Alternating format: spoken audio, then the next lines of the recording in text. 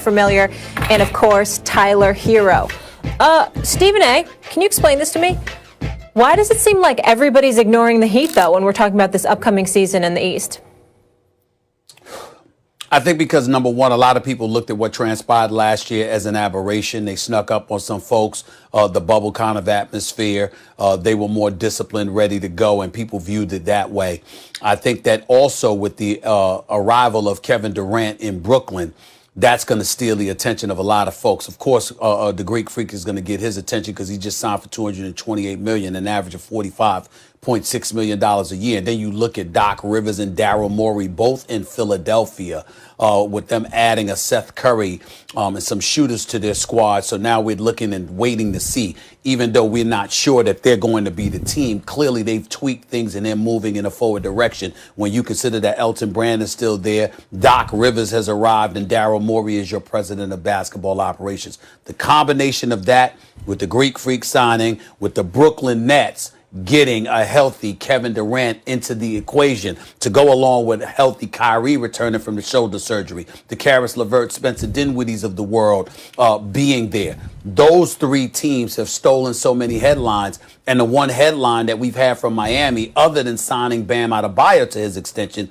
is the fact that they're not going to get the Greek Freak because it's rather than approach free agency with an open mind, he closed the door on all of that by re-upping with Milwaukee. Those things have Milwaukee, Brooklyn, and Philadelphia in the mind's eye, and that is why everybody has been ignoring the Miami Heat. I agree with some of that, but I think you can sum it up much more simply. It comes down to this. Fans know, because everyone who's experienced the NBA over a number of years they know it in their gut, that unless you have an MVP caliber player on your roster, you're probably not going to win the championship. And when you look at the Heat, you don't see an MVP.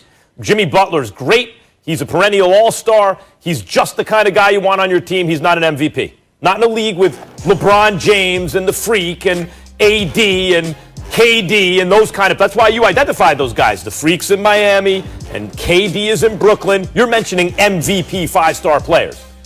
So we're not used to seeing teams like the Heat with just multiple all-stars. That's one reason. There's no MVP.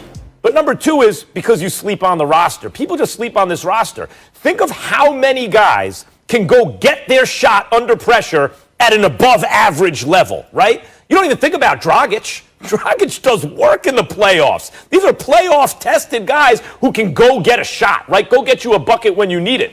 Jimmy Butler, obviously. But here's another. Tyler Hero.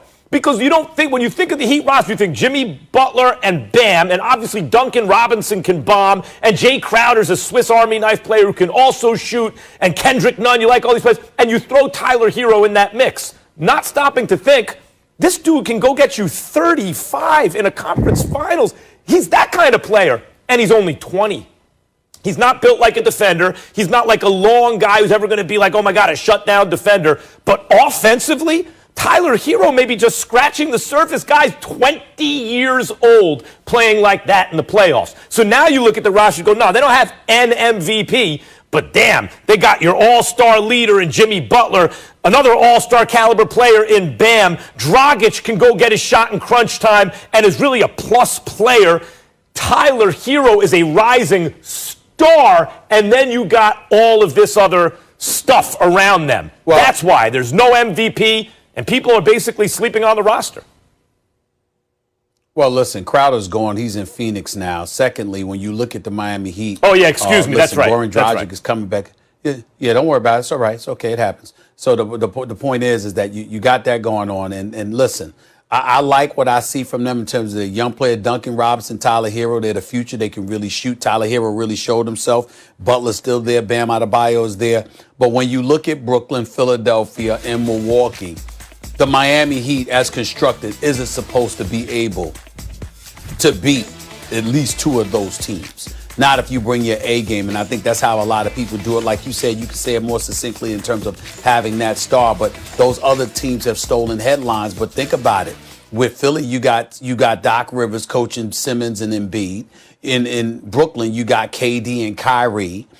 In Milwaukee, you still have the Greek Freak. And so when you look at it from that perspective, along with the fact that if you're coming out of the East, no one's really expecting you to beat the Lakers anyway. all of that would contribute to the Heat being ignored. But they're still a playoff team. They're still the reigning Eastern Conference champions. And by the way, I think because of perimeter shooting, which they can deliver, they're going to have a lot to say about what transpires in the East when all is said and done. They'll get to the conference semifinals, and we'll see how they look from there. You know, they got the Bucks and multiple Nets. all-star caliber players. Sorry, Miley. No, I'm just saying they got, like, I think a lot of it comes down to how you perceive Tyler Hero. Like, Duncan Robinson can shoot the lights out. But if you think of Tyler Hero more like an all-star than just some kid who's coming up, and he plays like an all-star in the playoffs, all of a sudden you're like, Bam, Butler, Tyler Hero. You got 3 all-star caliber players plus all the other dudes. I don't know. There are a whole lot of. And then there's the Heat culture with Pat Riley and Spoelstra. That's a whole lot of. Yeah, but according to Vegas, they're still betting on the Bucks and Nets ahead of the Heat, even though they're the defending champs there in the East. All right, guys, when we come back, Big Perks joining us, and we finish up our NBA season preview. Giannis, AD, and LeBron up next. Oh, my, don't miss those debates in just a bit. Max, Stephen A., and Perks.